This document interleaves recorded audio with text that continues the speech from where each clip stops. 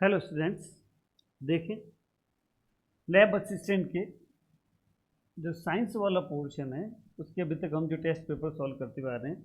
आज हम 16 number test paper को सॉल्व कर रहे हैं। देखिए इसमें क्या क्या क्वेश्चन है।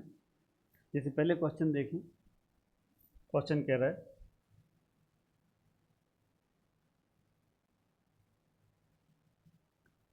दो एक दूसरे के लंब सरल आवर्त गतियां जिनके दोलन काल, आयाम, प्रारंभिक कला समान है, एक कण पर एक साथ आरोपित हों तो कण का पथ कैसा होगा।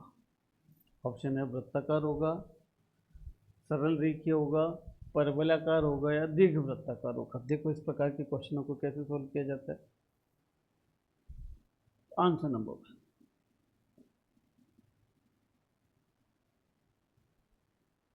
दो सरल आवर्त गतियों की बात की जा रही है। दो सरल आवर्त गति,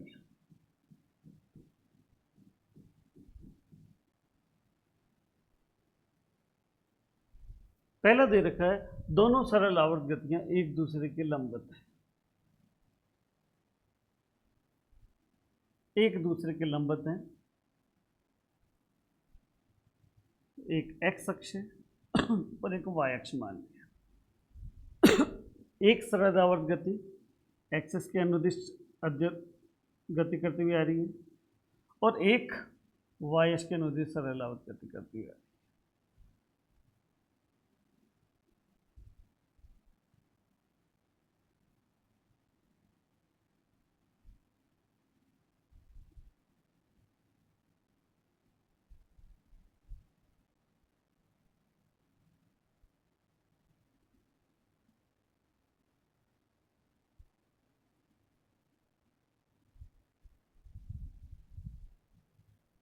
दोलन काल समान है, आयाम समान है, व प्रारंभिक कला समान है। एक कण पर अध्यारोपित होती है एक साथ। मान लिया इस कण ए पर एक साथ अध्यारोपित हो रही, तो इस कण ए का पथ कैसा होगा। मीन्स दोनों सरल गतियों में जो फोटॉन्स है उसे एब्जॉर्व करके ये एक्साइटेड होकर किस पाथ को फॉलो करेगा। देखें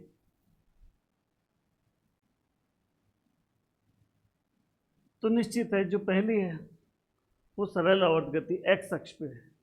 तो इसका विस्थापन समीकरण हम जानते हैं y = a sin omega T. Number 1 कर दिए। दूसरी सरल आवर्त गति जिसका विस्थापन हमने y मान लिया। दोनों लंबवत है, इसका मतलब इसका जो विस्थापन समीकरण हो जाएगा a sin omega t plus π/2। पहले क्या रखा है, दोनों लंबवत है तो कलांतर π/2 हो गया। कलांतर कितना हो गया, π/2।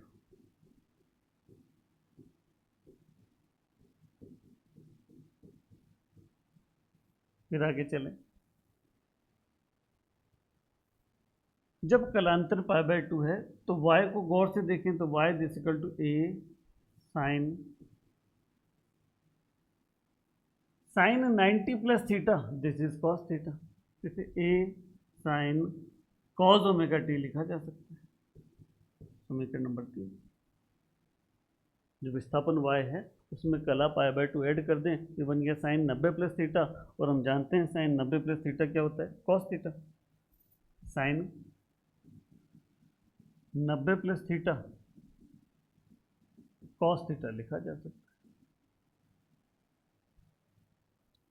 पाथ निकालना है, समीकरण 1 व 3 को वर्ग करके जोड़ने पर। समीकरण 1 व 3 को वर्ग करके जोड़ दिया जाए। वर्ग करके जोड़ने पर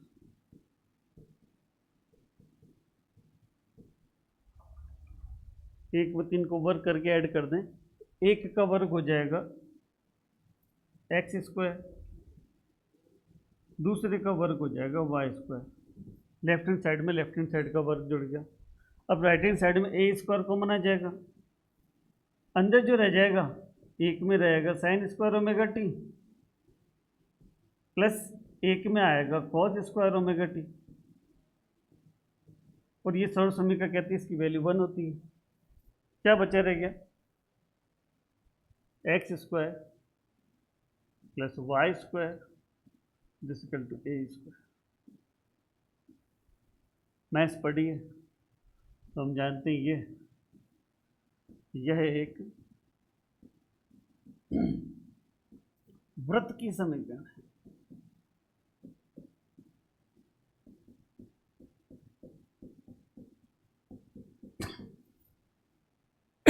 इसका मतलब कण वृत्ताकार पथ पर गति करेगा। देखें ऑप्शन में, तो कण का पथ कैसा होगा, ये आ गया वृत्ताकार, वृत्त पे गति करेगा। दूसरा देखिए, क्वेश्चन कह रहा है सरल आवर्त गति करते हुए कण के आवर्त काल को नियत रखकर टी को कांस्टेंट रखा, यदि इसके आयाम को 3/4 कर दिया जाए तो कुल ऊर्जा पर क्या प्रभाव पड़ेगा।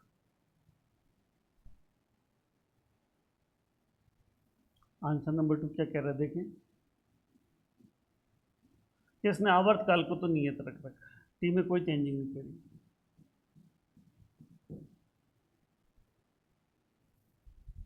जब आयाम ए हो तो कुल ऊर्जा, जब आयाम को ए माना तो कुल ऊर्जा का सूत्र हम जानते हैं, E equal to half m omega square और ए स्क्वायर, ये कुल ऊर्जा का फॉर्मूला है।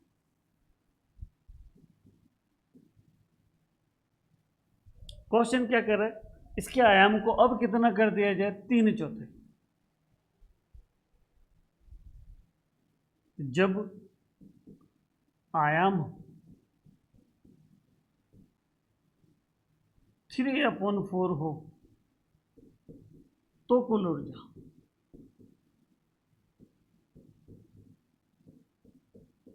जब आयाम को बढ़ाकर कितना कर दिया, घटाकर 3/4 कर दिया तो कुल ऊर्जा निकालनी है। ये कुल ऊर्जा इस समय मैंने ई डैश मान ली। फॉर्मूला है हाफ एम ओमेगा स्क्वायर, यह है आयाम का स्क्वायर, आयाम का स्क्वायर कर दें तो 3a/4 का स्क्वायर।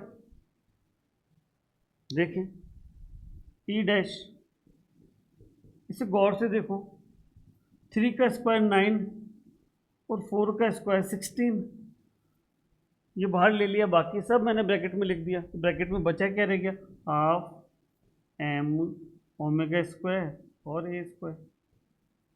समीकरण ए से देखो इसे ई लिखा जा सकता है, E dash this equal to 9/16 of E. अगली अवस्था में जो कुल ऊर्जा होगी वो प्रारंभिक ऊर्जा का कितना हो जाएगी, 9/16 भाग। देखें आंसर 9e/16, ये रहा। थर्ड क्वेश्चन,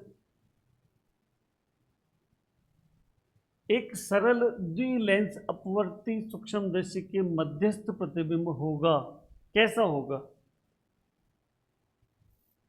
छोटा सा कॉन्सेप्ट देखिए, आंसर नंबर है ये क्वेश्चन नंबर 3 का, आंसर नंबर 3। बात की जा रही है दूरदर्शी की, और दूरदर्शी में भी कौन सा, 2 लेंस है, 2 लेंस वाला, 2 लेंस युक्त, और 2 लेंस वाले को हम बोलते हैं संयुक्त सूक्ष्मदर्शी।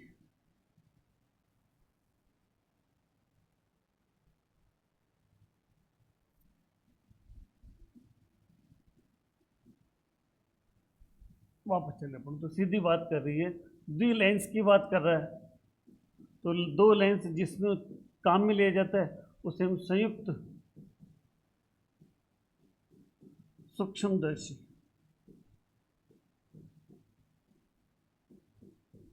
कंपाउंड माइक्रोस्कोप, अब जब कंपाउंड माइक्रोस्कोप की बात करें तो देखें, दो लेंस काम में लिए जाते हैं। ये पहला,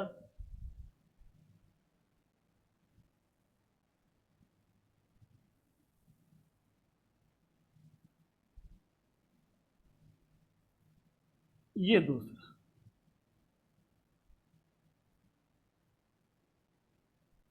दोनों ही उत्तल लेंस, इसे नाम दे दिया L1, इसे नाम दे दिया L2। जो आंख के पास होता है, जो आंख के नजदीक होता है, उसे आइज लेंस, ई लेंस कहा जाता है। आंखों के नजदीक। और जो ऑब्जेक्ट के पास हो, जिससे वस्तु को देखना हो, जो वस्तु के पास हो मीन्स ऑब्जेक्ट के पास हो, उसे ऑब्जेक्टिव लेंस, ओ लेंस कहते हैं। जब इस ऑब्जेक्ट की बात करेंगे,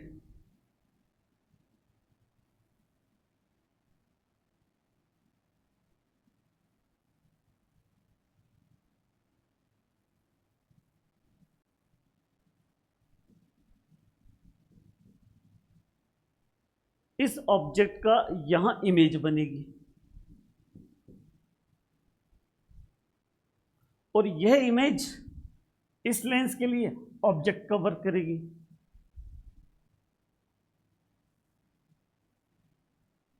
इसका अंतिम प्रतिबिंब यहां बड़ा बन जाएगा।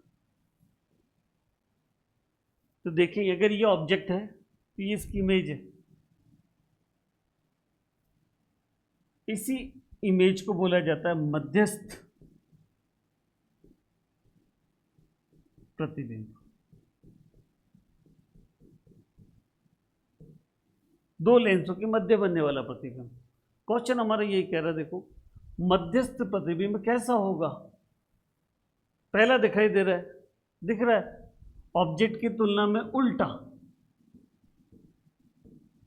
उल्टा प्रतिबिंब। और जो उल्टा प्रतिबिंब होता है उसे वास्तविक कहा जाता है। निश्चित है, पहली चीज वास्तविक हो गया।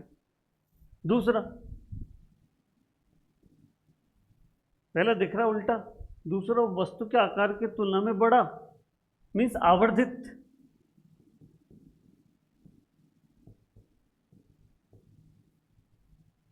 बड़ा आवर्धित मीन्स वस्तु की तुलना में बड़ा। देखें,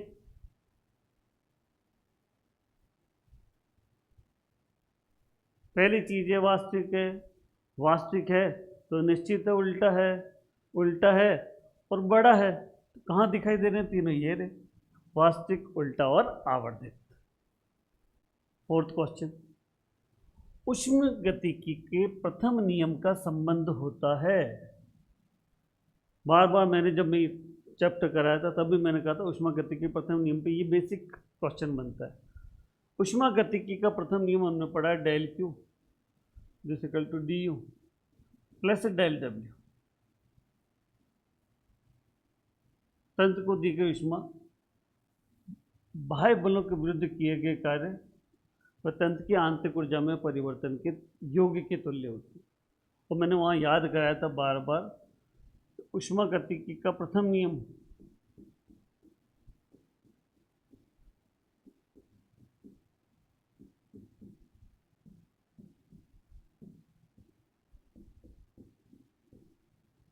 वास्तविकता में ऊर्जा संरक्षण का नियम है। ऊर्जा संरक्षण का नियम। ऊष्मा गतिकी के प्रथम नियम में क्या संरक्षित रहती है? ऊर्जा संरक्षित रहती है। देखें यहाँ किससे संबंध है, ये ना ऊर्जा संरक्षण के नियम से संबंध है।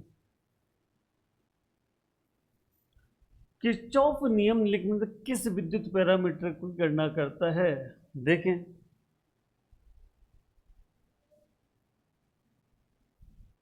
जब हमने किरचॉफ नियम की बात करी,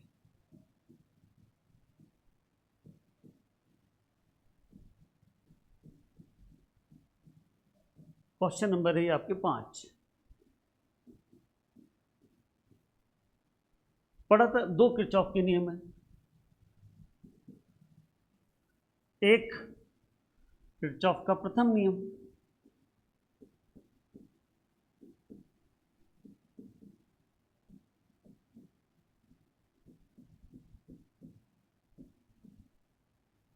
एक किरचॉफ का द्वितीय नियम।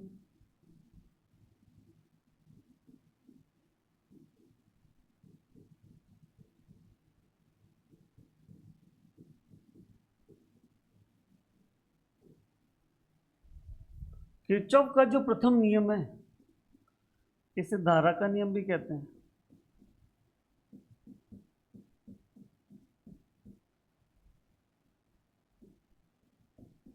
के सी एल के नाम से पढ़ा है, किरचॉफ करंट लॉ। जो किरचॉफ का द्वितीय नियम है इसे वोल्टता नियम भी कहते हैं।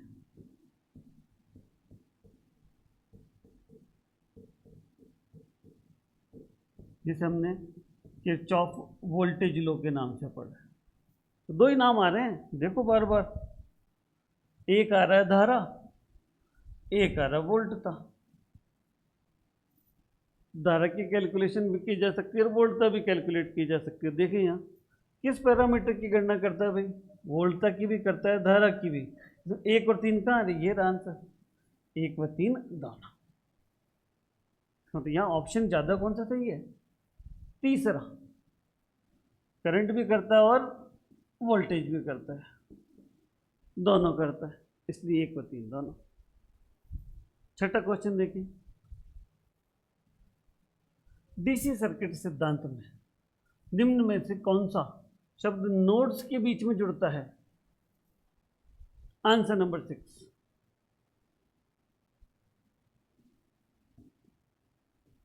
जब मैंने किरचॉफ वाला चैप्टर पढ़ाया था तो मैंने कुछ शब्दावली बताई थी, जैसे ये रेजिस्टेंस है,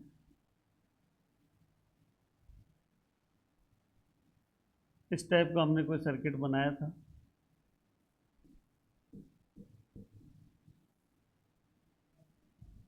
नाम दिए थे ए, बी, सी और डी। इसको नोड कहा था।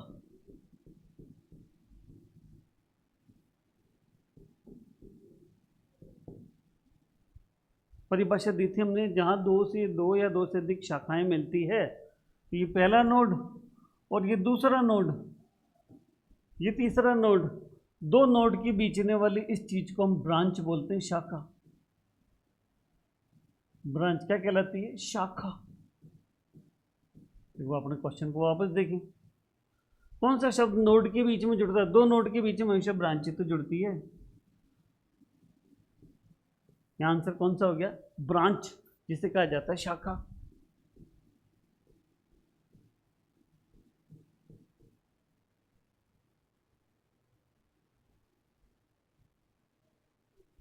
सातवां क्वेश्चन बढ़िया क्वेश्चन है, समझना।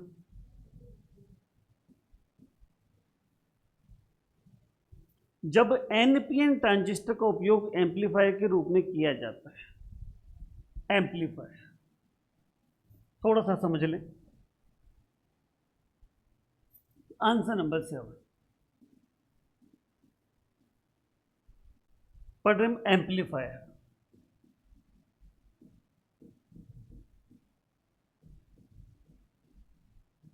कहाँ काम में आता है भाई, घरों में भी काम में आता है, या आजकल मंदिरों में, सब में काम में आता है।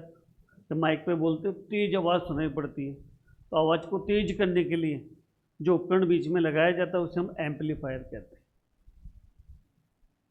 यह एम्पलीफायर कहाँ काम में आता है, पहले टीवी या फ्रिज के साथ कनेक्ट रहता था वोल्टेज को बढ़ाने में। एम्पलीफायर ए से रिप्रेजेंट क्या करता है भाई, धारा के संकेत के आयाम को बढ़ा देता है। कि अगर इनपुट में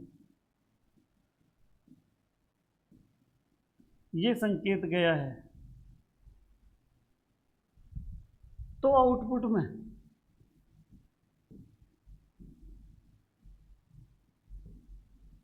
बड़े आयाम का संकेत प्राप्त होगा। एम्पलीफाई कर देता है, एम्पलीफिकेशन कर देता है किसका? इनपुट जो भी सिग्नल है उसका एम्पलीट्यूड को बढ़ा देता है, एम्पलीट्यूड को क्या करता है? इंक्रीज कर देता है। अब बात कर रहे हैं हम कौन सा ट्रांजिस्टर की बात कर रहे हैं? हम NPN ट्रांजिस्टर।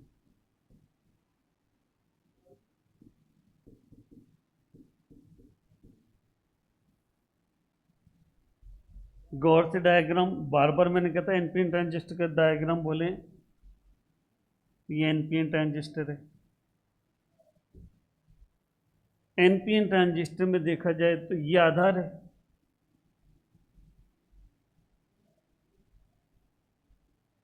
ये उत्सर्जक है और ये संग्राहक है, ये इमिटर, ये कलेक्टर और ये बेस।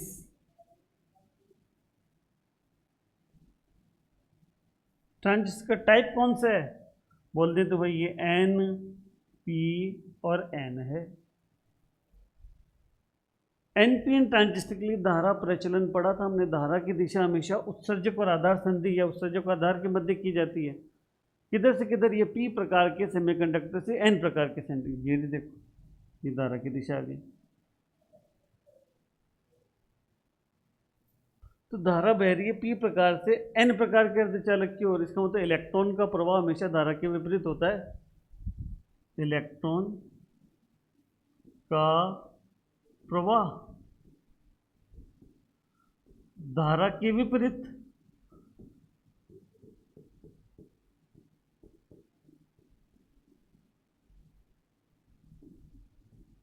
या उल्टा बोल दूं, हॉल का प्रवाह धारा की दिशा में।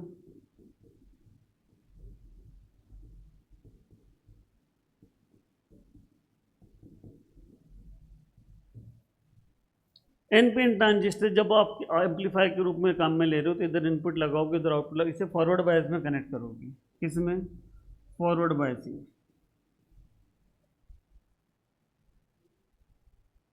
तो धारा पी प्रकार के अर्धचालक से एन प्रकार के अर्धचालक की ओर प्रवाहित होगी। इसमें तो इलेक्ट्रॉन का प्रवाह देखो, बेस से इलेक्ट्रॉन है वो बेस से इमीटर की ओर प्रवाहित हो रहा है, जबकि हॉल इमीटर से बेस की ओर प्रवाहित हो रहे हैं। अब हमारे ऑप्शन में देखिए जरा, इलेक्ट्रॉन संग्राहक से आधार की ओर गति करते हैं। इलेक्ट्रॉन संग्राहक से, संग्राहक का कार्य तो कलेक्ट करना है, हो ही नहीं सकता है। दूसरा देखें, छिद्र का मतलब यहां हॉल है। अभी बताया मैंने, देखो वापस अपने आंसर में, जो हॉल है वो इमीटर से बेस की ओर, उत्सर्जक से आधार की ओर। हॉल उत्सर्जक से आधार की ओर गति करते हैं। दूसरे में हमारे को हमारा आंसर मिल गया।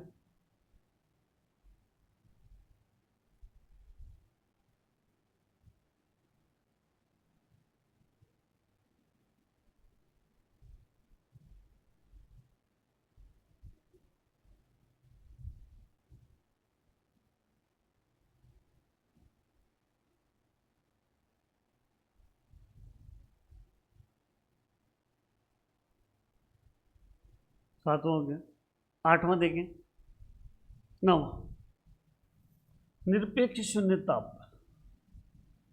बार बार पढ़ा हमने। सिलिकॉन या जर्मेनियम, दोनों ही नैज अर्धचालक है तो अर्धचालक ही, नैज अर्धचालक।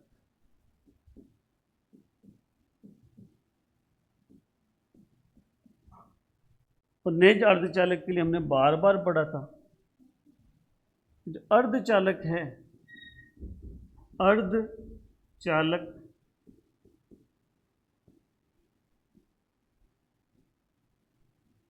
परम शून्य ताप पर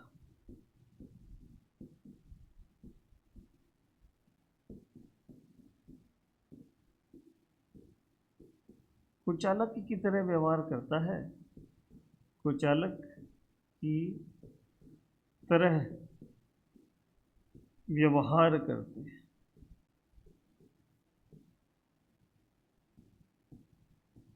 यही तो पूछ रही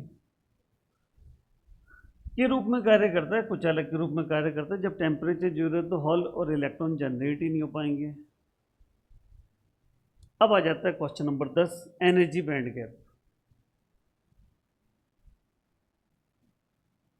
आंसर नंबर 10, वर्जित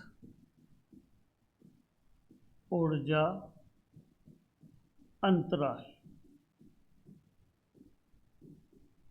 जिसे डेल्टा ईजी, इसे फॉरबिडन एनर्जी गैप भी कहते हैं।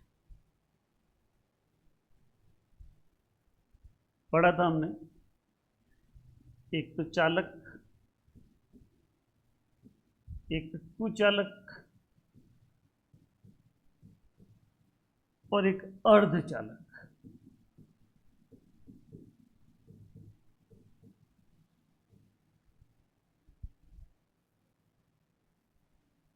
जब हमने चालक की बात करी थी, ऊर्जा बैंड 3 प्रकार के पड़े थे।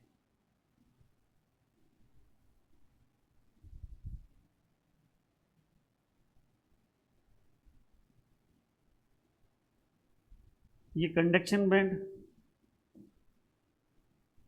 और ये वैलेंस बैंड।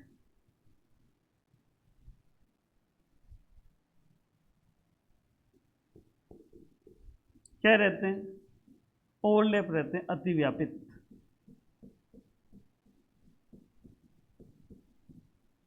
परस्पर ओवरलैप रहते हैं, और ओवरलैप लेते हैं यहाँ, इसका मतलब यहाँ हो गया कि यहाँ वर्जित ऊर्जा अंतराल का मान लगभग 0 वोल्ट कोटि का रहता है, 0 इलेक्ट्रॉन वोल्ट,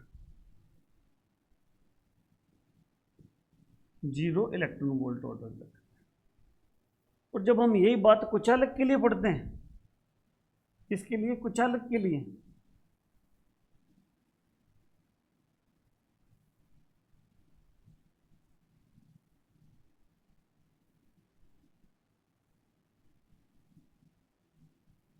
कंडक्शन बैंड, ये वैलेंस बैंड, और ये जो गैप है ये वर्जित ऊर्जा अंतराल डेल्टा ईजी कहलाया, और ये लगभग 7 इलेक्ट्रॉन वोल्ट से अधिक का होता है, जो जनरली किस में पाया जाता है? डायमंड हीरे में। और जब हम अर्धचालक की बात करते हैं,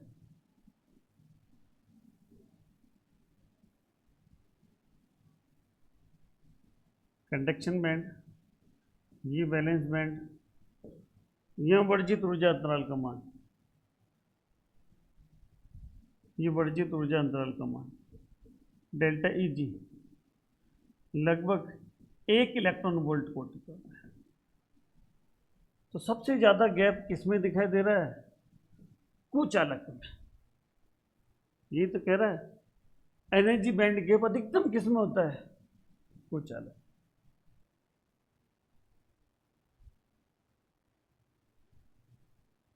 देखें, बढ़िया क्वेश्चन है, बेसिक याद हो तो। क्वेश्चन कह रहा है कि एक सरल लोलक x बराबर 0 के दोनों ओर सरल आवर्त गति कर रहा है, इस माध्यावस्था के दोनों ओर सरल आवर्त गति, जिसका आयाम a तथा दोलन काल t है। जब विस्थापन आयाम का आधा हो तो इसकी चाल क्या होगी? Answer number 11।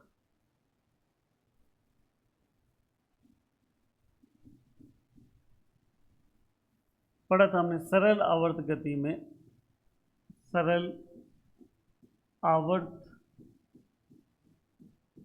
गति में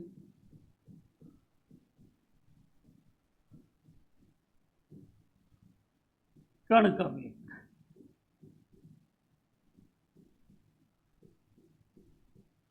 वेलोसिटी का मैंने कहा था डायरेक्ट फॉर्मूला याद हो जाना चाहिए आपको।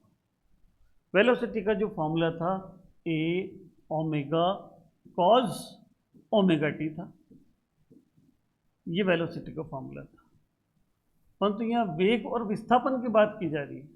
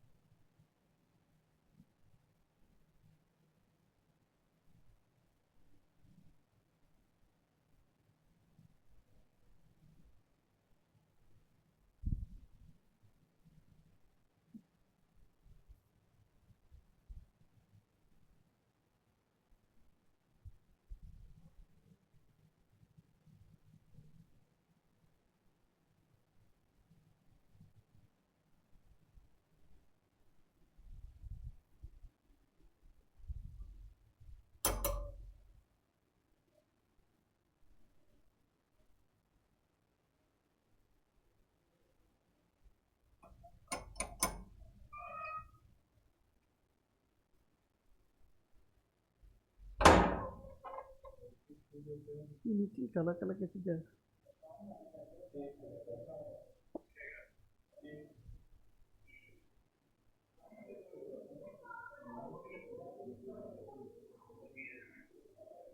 मैं टिक करूँ तो देखें, सरल आवर्त गति में कण का वेग, वेग का ये फॉर्मूला है। पर हमारा क्वेश्चन देखें, विस्थापन दे रखा और वेग पूछ रहा है,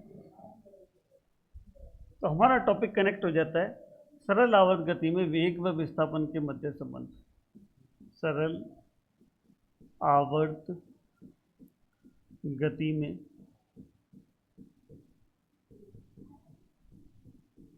वेग व विस्थापन के मध्य संबंध।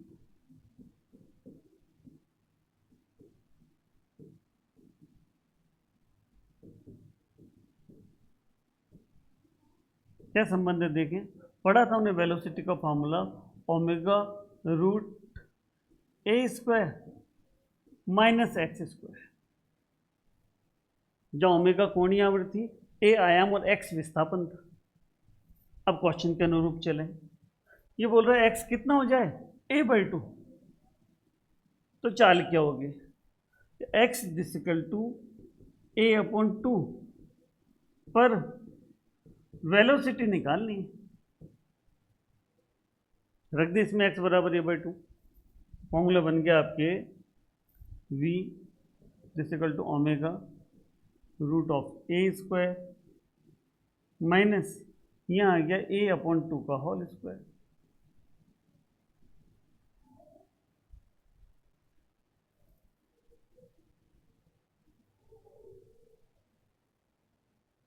तो वेलोसिटी ओमेगा अपनी जगह है,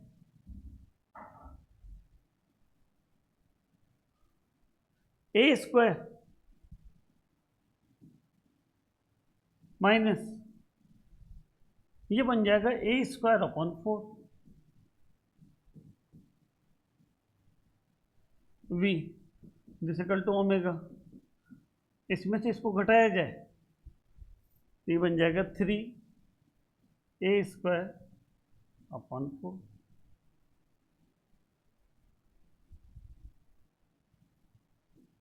with this equal to omega root,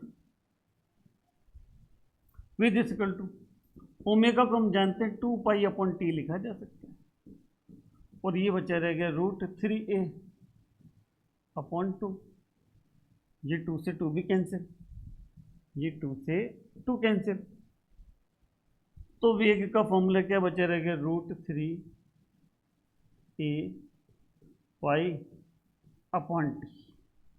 ये वेलोसिटी का फॉर्मूला आ गया। देखो मैच कर रहे हैं कि हमारे आंसर से, root 3a pi upon t, root 3a pi upon t, ये पहला ही मैच कर गया, पहला आंसर। 12th क्वेश्चन, एक सरल आवर्ती दोलित्र का दोलन काल, या थोड़ा सा करेक्शन कर लेना, 0.2 सेकेंड है एवं आयाम 0.2 मीटर है। दोलन काल दे रखा है, आयाम दे रखा है, दोलन के मध्य में इसका वेग निकालना है।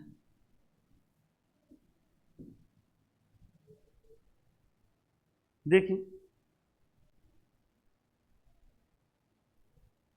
आंसर नंबर 12 क्या क्या दे रखा है, टी दे रखा है 0.02 सेकेंड, और दे रखा हमको आयाम ए दे रखा है, कितना दे रखा है 0.2 मीटर, 0.2 मीटर।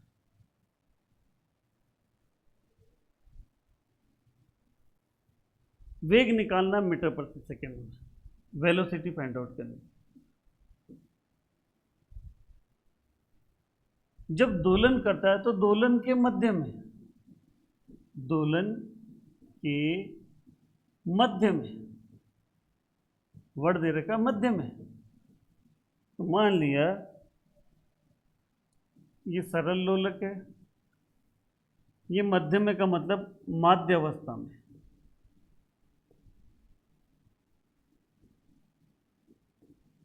और माध्य अवस्था में वेग अधिकतम होता है, वी मैक्सिमम होता है, वेलोसिटी। जब तो यहाँ रुकता नहीं है, दो दो चला जाता है। यहाँ वेग कैसा होता है मैक्सिमम, और मैक्सिमम वेग फॉर्मूला मैंने बार बार याद कराया था आपको, ए ओमेगा। तो कभी हमने सरल आउट करने वेग का समीकरण लिखा है ए ओमेगा कॉस ओमेगा टी, त्रिकोणमितीय अनुपात है, कॉस का अधिकतम मान +1 और न्यूनतम मान -1। अगर वी के साथ वी मैक्सिमम कर दूं तो निश्चित ही ये ए ओमेगा ही बचेगा। हमको अधिकतम वेग निकालना है, तो चलें आगे। वी मैक्सिमम ए अपनी जगह, इसे 2 पाई अपॉन टी लिखा जा सकता है। ए आयाम दे रखा है, कितना दे रखा है भाई आयाम आपको 0.2 इंटू 2 पाई, टी दे रखा है 0.02।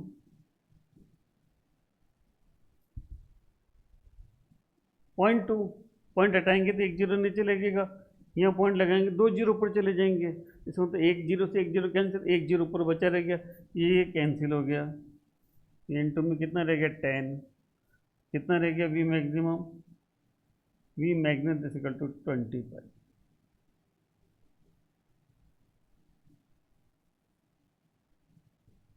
देखो ऑप्शन में आ रहा है क्या, ऑप्शन में आ रहा है 20 पाई। फिर आगे चलें, 13 क्वेश्चन भी बढ़िया है। 13 क्वेश्चन क्या कह रहा है देखा, कि एक सरल आवर्ती दोलक में घूम रही किसी वस्तु का अधिकतम वेग व अधिकतम त्वरण क्रमशः ही है, तो उसका कोणीय वेग कितना होगा। देखें अभी आंसर नंबर 13 की बात कर रहा हूं। बात की जा रही है सरल आवर्त गति की।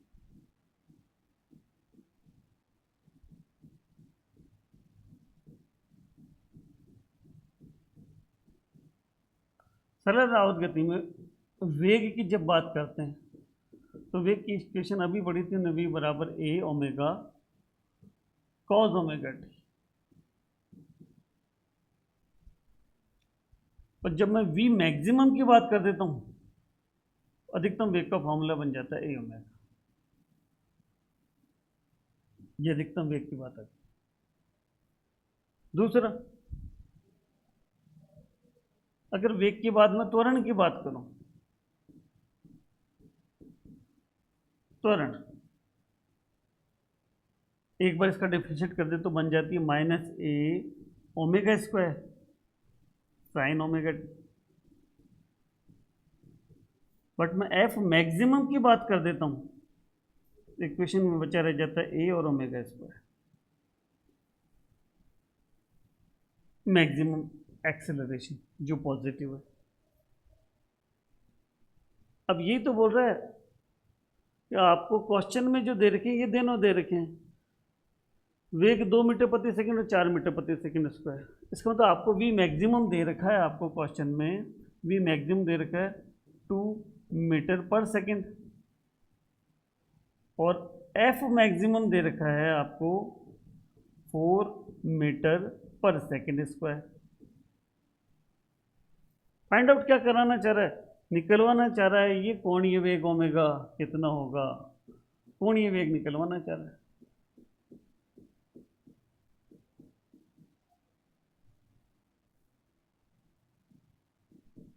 तो गौर से देखें,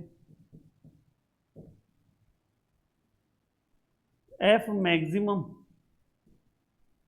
अपॉन वी मैक्सिमम कर देता हूं।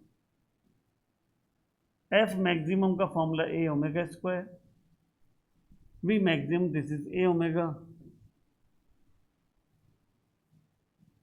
डिवाइड करें तो ओमेगा तो रह गया। इसमें ओमेगा किसका रेशियो है, अधिकतम त्वरण और अधिकतम वेग का, ये दोनों दिए हुए हैं। ओमेगा क्या फॉर्मूला बन गया, f maximum upon v maximum, दोनों दे रखे। F maximum 4 metre per second square, v maximum 2 metre per second square, metre per second.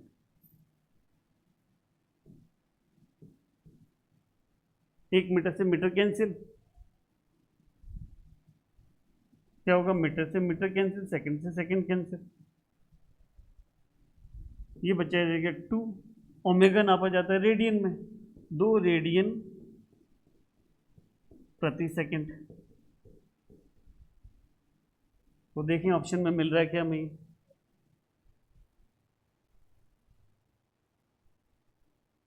पीछे था 2 रेडियन प्रति सेकंड, ये आंसर हो गया। 14वां क्वेश्चन, जो पोटेंशियोमीटर मीन्स विभवमापी की संवेदनशीलता सेंसिटिविटी कैसे बढ़ाई जा सकती है।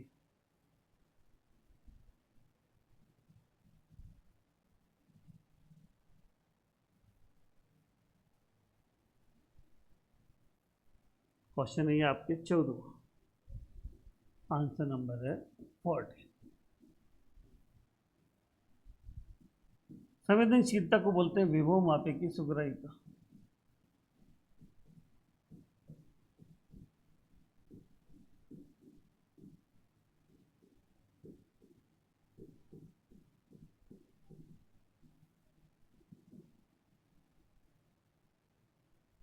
और जब मैंने सुग्राह्यता बताई थी, मैंने बार बार आपको याद कराया था, सुग्राह्यता व्युत्क्रमानुपाती विभव प्रवणता।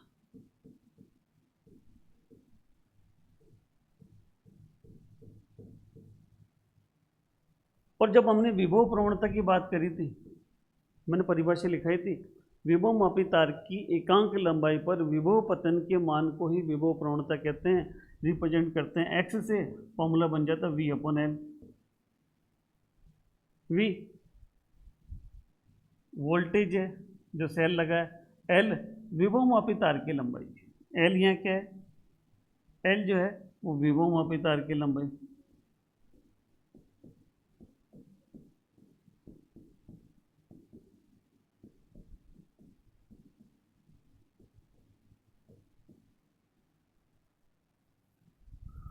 तो देखिए सुग्राह्यता, अगर विभव प्रवणता का मान रख देता हूं तो v अपॉन एल, अपॉन में आएगा तो एल ऊपर चला जाएगा, तो बन गया समानुपाती एल अपॉन वी। इसका मतलब सुग्राह्यता समानुपाती है, एल को बढ़ाता हो तो सेंसिटिविटी बढ़ जाएगी। तो क्या दिखाई दे रहा है, क्या दिखाई दे रहा है भाई, विभवमापी की तार की लंबाई को बढ़ाकर सुग्राह्यता बढ़ाई जा सकती है। विभवमापी तार की लंबाई को बढ़ाकर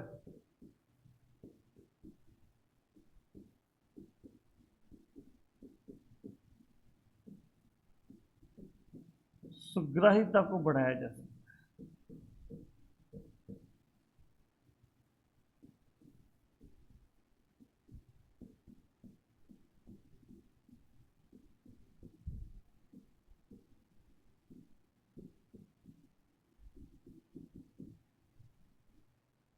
तो देखें ऑप्शन में ये रहा, देखो पोटेंशियोमीटर तार की लंबाई को बढ़ाकर सुग्राह्यता को बढ़ाया जा सकता है।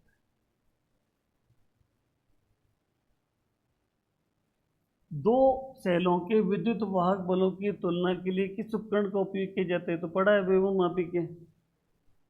वेवोमापी की जब हमने पोटेंशियोमीटर की एप्लीकेशन पढ़ी तो वेवोमापी किन किन चीज़ों में काम आता है? पहला, सेल के आंतरिक प्रतिरोध की कैलकुलेशन में। दूसरा, दो सेलों के विद्युत वाहक बलों की तुलना में। तो वेवोमापी पोटेंशियोमीटर है जो वेवोमापी की सहायता से दो सेलों के विद्युत वाहक बल की तुलना की जा सकती है। बेसिक क्वेश्चन समझना, सॉल्व करने की जरूरत नहीं है, आंसर सीधे पता। दो आवेश एक दूसरे से d दूरी पर है, यदि दोनों के मध्य d/2 मोटाई की तांबे की प्लेट रख दें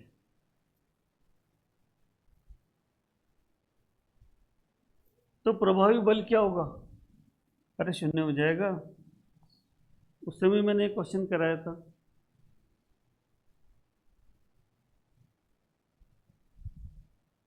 बताया था वेवोमापी के लिए किए अनंत होता है, और चालक जब भी भर दोगे आवेश के बीच में तो निश्चित है चालक के लिए कितनी होगी? इन्फिनिटिव। इन्फिनिटिव तो कितनी हो जाएगी? दो के बीच में जीरो हो जाएगा। जब कांच की छड़ को, ये कांच की छड़ है और ये रेशम का कपड़ा है,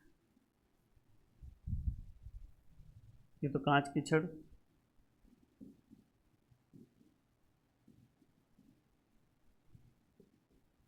ये रेशम का कपड़ा।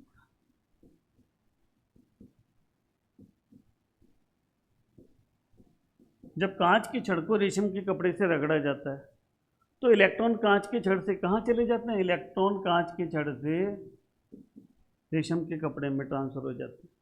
तो जिसमें इलेक्ट्रॉन की कमी हो जाती है, जानते हैं हम, जहाँ इलेक्ट्रॉन की कमी हो जाती है वो धनावेशित हो जाता है, और रेशम का कपड़ा कैसा हो जाता है? ऋणावेशित हो जाता है।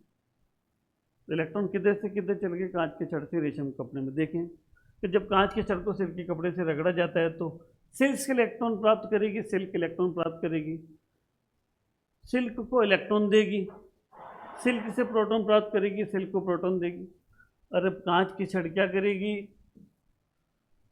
रेशम के कपड़े को इलेक्ट्रॉन देगी, तो सिल्क से इलेक्ट्रॉन प्राप्त, कांच की छड़ सिल्क को इलेक्ट्रॉन देगी। सिल्क क्या कर रहा है? कांच की छड़ से इलेक्ट्रॉन प्राप्त कर रहा है।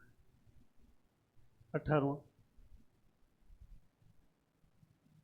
क्या कह रहा है क्वेश्चन? जब किसी धनात्मक वस्तु को पृथ्वी से जोड़ा जाए तो पृथ्वी से वस्तु के इलेक्ट्रॉन का प्रवाह होता है, इसका तात्पर्य ये क्या है? वो ध्यान देना।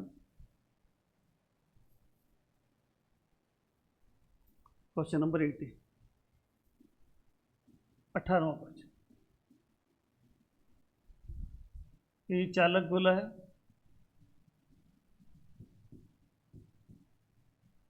जिसको हमने अचालक स्टैंड पर रख दिया, कुछ चालक स्टैंड पर रख दिया।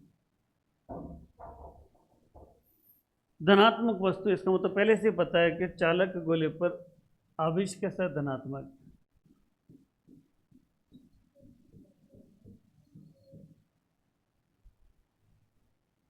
इस धनात्मक चालक गोले से क्या किया हमने? वायर लिया और भू संपर्कित कर दिया।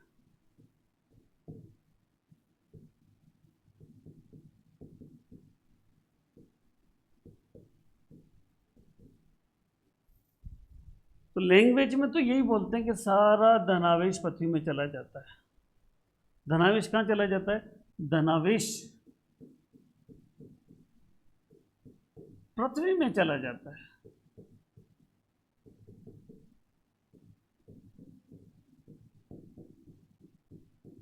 संभव ही नहीं है।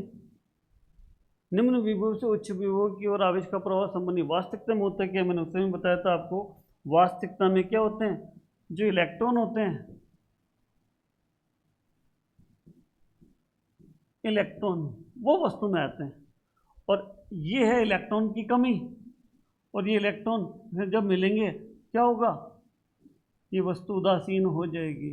बोलेंगे तो हम कि धनावेश पृथ्वी में चल गया, बल्कि इलेक्ट्रॉनों ने आकर इलेक्ट्रॉन की कमी को पूरा किया है, तो वस्तु कैसी हो गई? उदासीन हो गई। ऑप्शन देखें, आवेशित रहती है, धनावेशित हो जाती है, ऋणावेशित, अरे उदासीन हो जाती है, वो संपर्क करते क्या होगी? उदासीन हो जाएगी।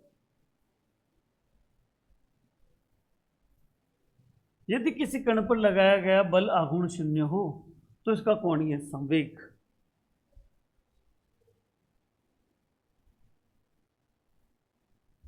Answer number 19।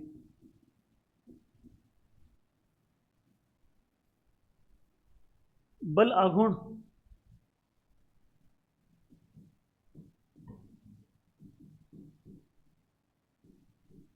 जिसे हम टॉर्क से रिप्रेजेंट करते हैं, TORQUE, कोणीय संवेग।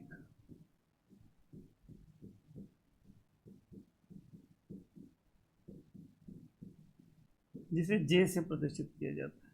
दोनों में रिलेशन, क्या रिलेशन है?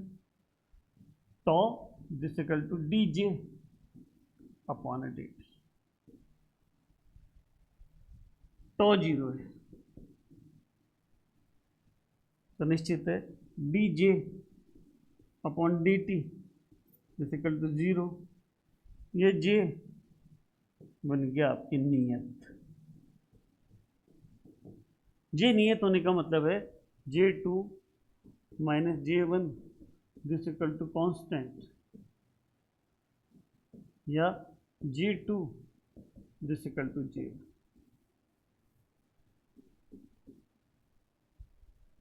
ऑप्शन देखें, इसका कोणीय संवेग दिशा में समान, परिमाण में समान, 1 व 2 दोनों।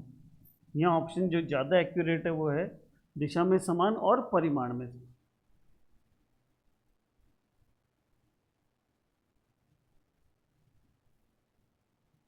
बीसवां क्वेश्चन, किसका उपयोग रेडियो तरंगें उत्पन्न करने में?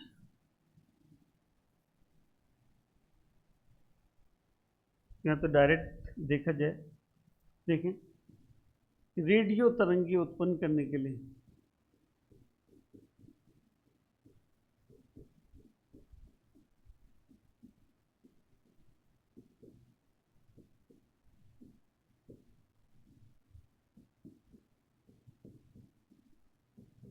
दोलित्र का उपयोग किया जाता है, ऑक्सीलेटर का। किसका भाई? दोलित्र का। तो यहाँ सीधा ही आ गया, दोलित्र का उपयोग किया जाता है। नीचे नहीं, नेज अर्धचालक है, प्योर सेमीकंडक्टर। नेज अर्धचालक में कमरे के ताप इलेक्ट्रॉन होल की संख्या। बात किसकी कर रहे हैं? नेज अर्धचालक की।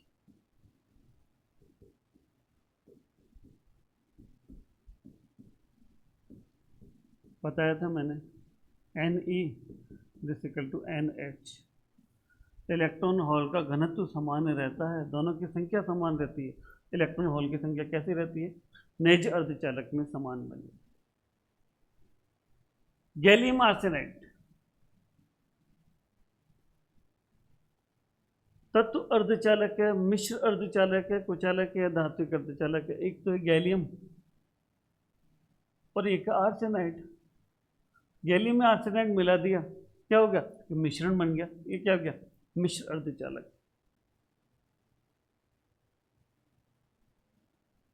चंद्रमा के चारों ओर कोरोना दिखाई देता है जब इसे एक धूमिल धुंधली रात को देखते हैं, इसका कारण क्या है? सिर्फ यहाँ याद रखना है, कोरोना कब दिखाई देता है? पूर्ण सूर्य ग्रहण के दिन।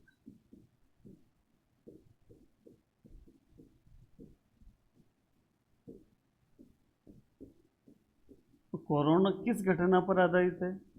ये विवर्तन की घटना पर आधारित है। आने वाले प्रकाश के बीच में कौन आ गया? चंद्रमा आ गया। प्रकाश क्या होगा?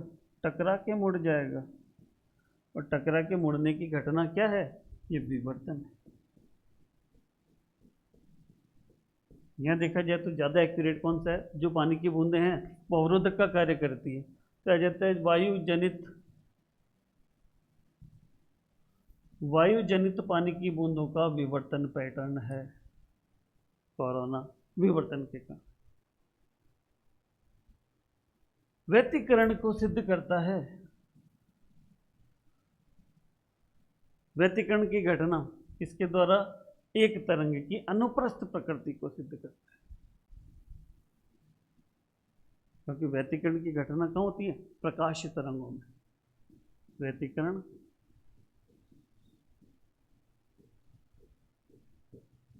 कौन करता है भाई?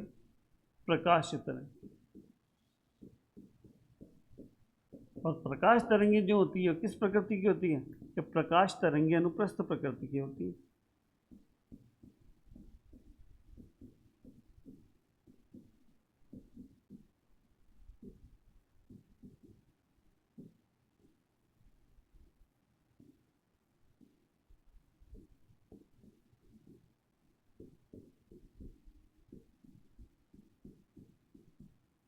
एक्यूरेट आंसर है तरंग की अनुप्रस्थ प्रकृति को। किसी क्षेत्र के तल के लंबवत अक्ष के चारों ओर जड़ता गुण, किसी क्षेत्र के तल के लंबवत अक्ष के चारों ओर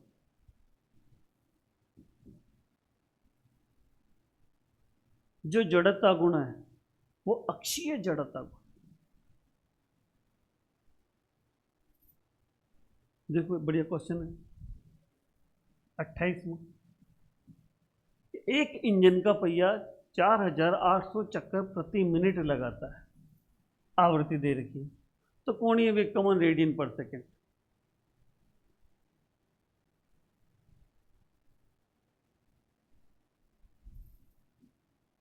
क्वेश्चन नंबर 28 है, पहिए की चक्कर आवृत्ति, आवृत्ति की बात करें। आवृत्ति का जो मात्रक होता है रेडियन पर सेकेंड।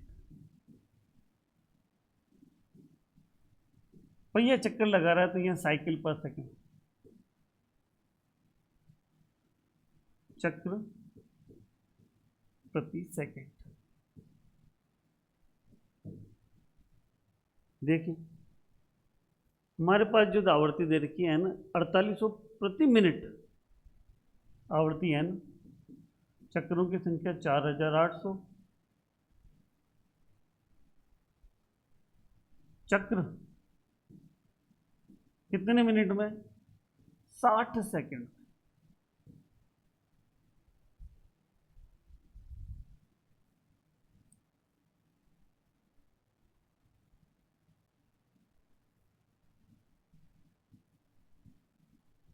आवृत्ति हो गई आपके 80 साइकिल पर सेकेंड। कट गया 6 से। फिर आगे चलें, निकालना क्या? कोणीय वेग निकालना है रेडियन पर सेकेंड। ओमेगा निकालना है। ओमेगा का फॉर्मूला है 2πn। एन क्या है? आवृत्ति है।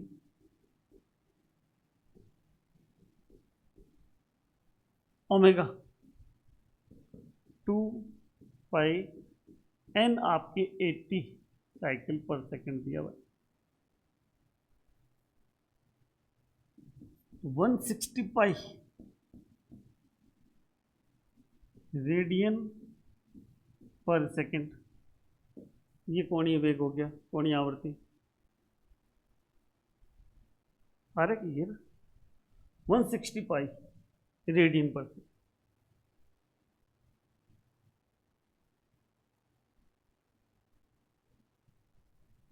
देखिए 30 सेंटीमीटर की दूरी पर 2 न्यूटन प्रति कूलम का विद्युत क्षेत्र उत्पन्न करने के लिए बिंदुवत आवेश क्या होगा?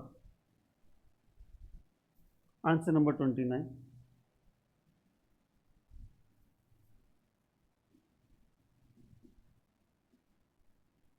पढ़ा था हमने कॉन्सेप्ट, बिंदुवत आवेश Q से, बिंदुवत आवेश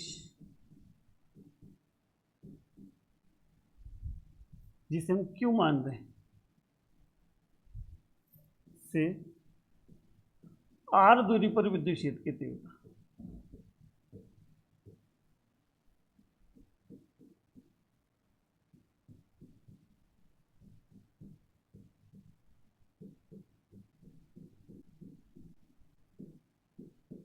ई this equal to K Q upon R. यहाँ क्यू निकालना चाहते हैं, इसलिए इसे E into R square upon E लिखा, E into R square upon K coulomb constant. अब क्वेश्चन में जो जो दे रखे हैं देखें एक बार। दूरी दे रखी है 30 सेंटीमीटर, आर दे रखा है 30 सेंटीमीटर, या इसे 30 इंटू 10⁻⁻² मीटर लिखा जा सकता है। विद्युत क्षेत्र की तीव्रता दे रखी है 2 न्यूटन पर कूलम, 2 न्यूटन प्रति कूलम। निकालना क्या चाहते हैं, क्यू। के की वैल्यू जानते हैं, 9 इंटू 10⁻⁹ न्यूटन मीटर स्क्वायर पर कूलम स्क्वायर। सारी वैल्यूज रख दें। क्यू फाइंड आउट करना है। ये दे रखा है 2 इंटू आर स्क्वायर, इसे 30 इंटू 10⁻⁻² का होल स्क्वायर कर दें अपन के 9 इंटू 10⁻⁹।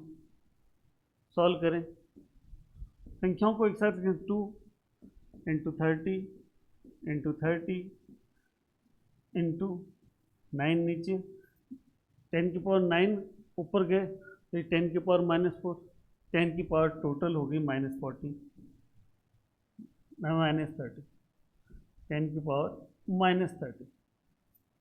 9 पर जाके -9 और ये -4, पावर पे पावर क्या होगी, 2 2 जा 4 हो जाएगी। देखिए हम कटे क्या, कट रहे कुछ, काटें। 3 3 जा 9, ये 10 बार, 3 1 जा 3, ये 10 बार। ये बन गया 200 इंटू 10⁻⁻30। ये ऐसे 2 इंटू 10⁻⁻11 कूलम लिखा जा सकता है। देखिए आ रहा है क्या, 2 इंटू 10⁻⁻11 कूलम, 2 इंटू 10⁻⁻11। ये आंसर हो गया। 30 क्वेश्चन। एक निकाय को प्रदान की गई ऊर्जा 30 जूल है। निकाय पर संपन्न कार्य इतना है, आंतरिक ऊर्जा कैलकुलेट करनी। दी गई ऊष्मा की मात्रा, निकाय को दी गई ऊष्मा डेल क्यू 30 जूल है। निकाय पर कार्य,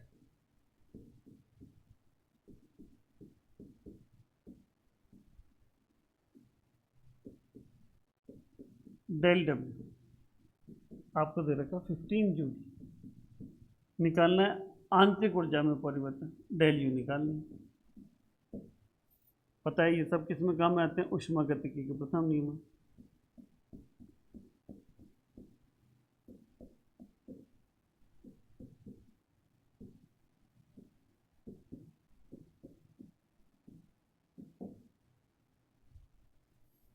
क्या पढ़ा हमने, del q equal to del u plus del डब्ल्यू। डेल यू निकालना है, del q equal to del u plus del डब्ल्यू। डेल यू निकालना चाहते हैं, इसे डेल क्यू माइनस डेल डब्ल्यू लिखा जाता है।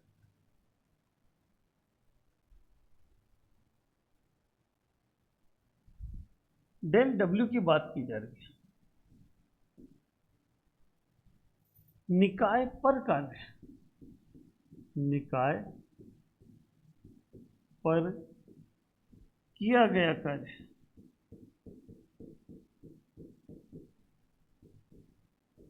कैसा होता है, ऋणात्मक होता है। डेल क्यू की बात करें, अवशोषित ऊष्मा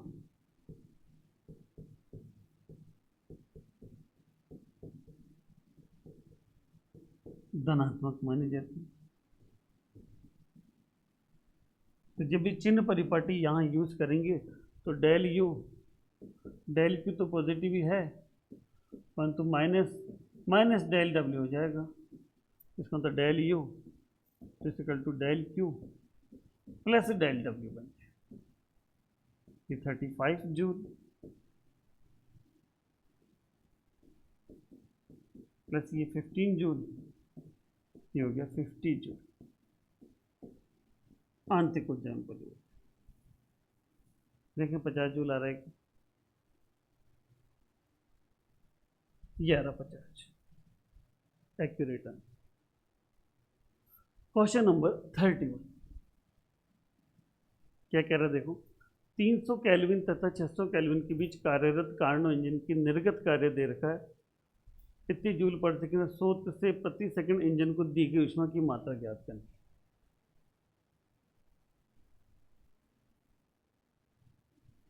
दक्षता, किया गया कार्य अपन अवशोषित ऊष्मा,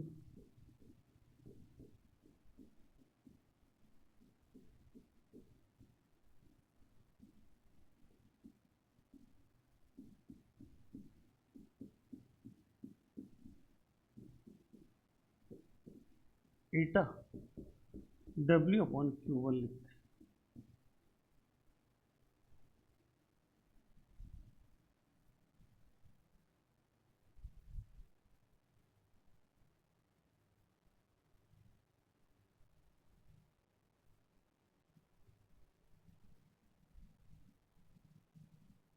दक्षता का फॉर्मूला हम temperature T2 minus T1 T1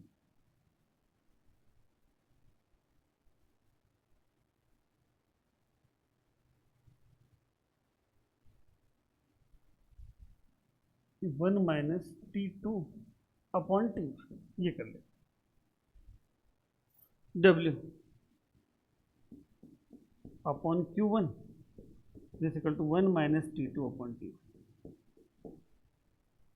basic formula के जिसे कैलकुलेट किया जाता है। आंसर नंबर चल रहा है हमारे 31। बेसिक फॉर्मूला है W upon Q1 this equal to 1 minus T2 upon T1। इसमें वैल्यूज रखें क्वेश्चन के अकॉर्डिंग।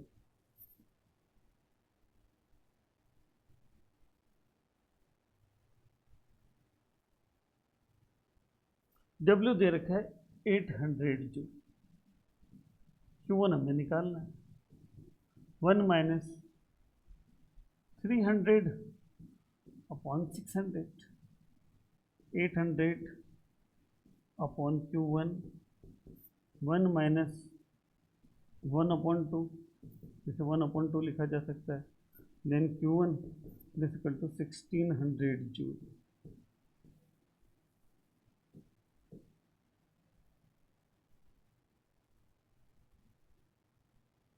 करेक्ट, ये 1600 जूल पर सेकंड। 32 क्वेश्चन देखिए,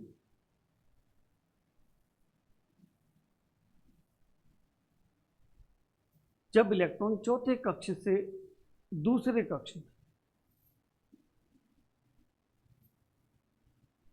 N2 this equal to 4, N1 this equal to 2, ये निम्न अवस्था की क्वांटम संख्या और ये उच्च कक्षा की क्वांटम संख्या, सारी की सारी चीज इसी पर है। जब उत्तेजित ऊर्जा अवस्था से प्रथम ऊर्जा अवस्था में कूदते हैं, जब N2 की वैल्यू 2, 3, 4 एंड सो ऑन से N1 बराबर 1 में कूदता है, तो ये कहलाती है आपके लाइमन श्रेणी।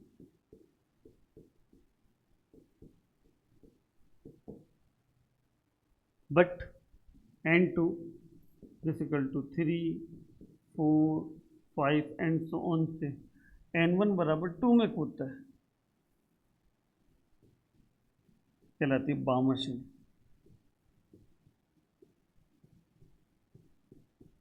ये N2 फिक्स है, 2 है, N1 फिक्स है, N2 कुछ भी हो सकता है। N1 2 किसके लिए फिक्स है? आपके बामा श्रेणी के लिए। तो यहाँ क्या बनेगी? बामा श्रेणी हो गई। ये होता तो प्रथम रेखा ये है द्वितीय रेखा, ये आ गई। बामा श्रेणी जब फिक्स हो गई तो आंसर था ही नहीं, और किसी में बामा श्रेणी आए नहीं तो ऑप्शन वैसे होगा। और भी डीप में चले थे दूसरी रेखा के लिए। तो इस प्रकार हमने देखा, तो पेपर सेट में अपने क्वेश्चन देखें कि जहाँ आपको बेसिक और न्यूमेरिकल दोनों टाइप के क्वेश्चन दिखाई दिए, जहाँ बेसिक क्वेश्चन भी आ सकते हैं, न्यूमेरिकल टाइप के क्वेश्चन भी आ सकते हैं। ये तभी सब सॉल्व हो पाएंगे जब हमारे बेसिक कॉन्सेप्ट और न्यूमेरिकल में किस टाइप से हमें बेसिक कॉन्सेप्ट यूज़ करने हैं, उससे हम आराम से इसे सॉल्व करते हैं। मिलते हैं हम नेक्स्ट मॉडल पेपर में, या फिर हम क्वेश्चन सॉल्व करेंगे।